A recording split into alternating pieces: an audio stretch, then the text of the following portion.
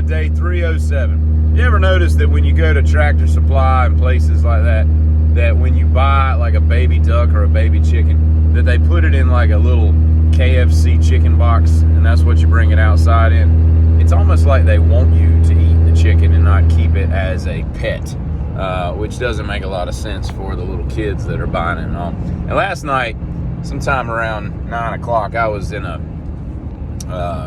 Ingles grocery store, and Lionel Richie's "Say You, Say Me" came on the radio or over the speakers. Say you, say me, say it forever. That's the way it should be. Whatever the words are, right? And then in the middle of the song, like, it breaks down into this like little bridge or something, and it's like 18 seconds long, where it's, well, you think you know the answers, nah, nah, nah, and then it goes away, and it goes right back into the slow "say you, say me," and it's got this cheesy, like, 80s keyboard guitar sound, and it's just a weird thing. So then I started thinking about the song, and it occurred to me that it was like, oh yeah, this is from White Nights with Mikhail Baryshnikov and Gregory Hines. And then that made me think, Gregory Hines, you don't hear much from him anymore. I wonder what he's doing these days. I'm pretty sure he's still alive. He died in 2003, liver cancer. Was dating after his second divorce, he was dating this Negrita Jade or something like that. She was a female bodybuilder that looked like she was a lot stronger than Gregory Hines before his cancer.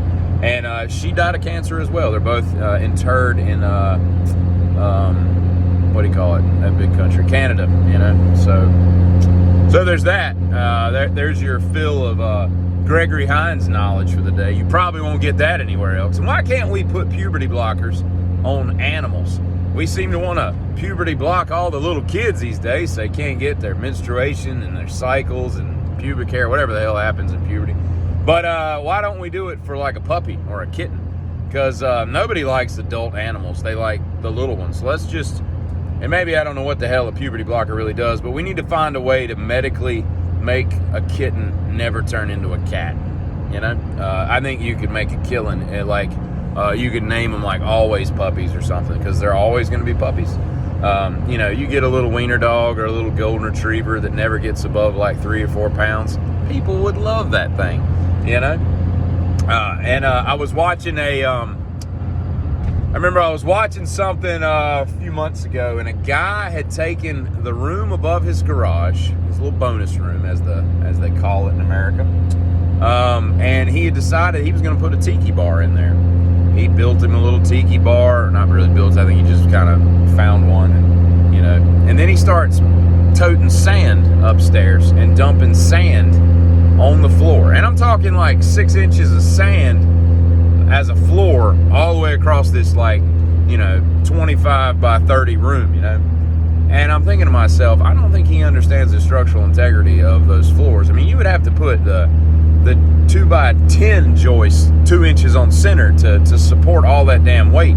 And so I'm thinking also, like, why would you put sand? You ever go to the beach and, you know, all the crap in the back of your car is covered in sand, and you don't get that sand out of there for years, right? I mean, he might as well have said, hey, let's fill the bonus room with glitter. That'll be great, you know? And speaking of sand, I had a 1979 Bronco after my 1978 Bronco, and I sold the 79, and God, if I still had that thing, no joke, it'd be worth 50 grand. It was immaculate. And now they're worth like $1 million. I sold it for like 7. But anyway, that's not the point. The point is, this guy calls me up right after I'd listed it, and I had it on eBay Motors, I think. Guy calls me from South Carolina. He's like, hey, you want to trade a sand rail for that Bronco? And I'm like, I don't know what the hell a sand rail is. And I looked it up, and it's like a dune buggy with the paddle tires that you ride out on the beach. And I'm like, I don't live near the beach. And who the hell sells a functioning SUV and trades it for some dumb sand rail toy? That's just weird. And sand rail's a stupid word. Giddy up.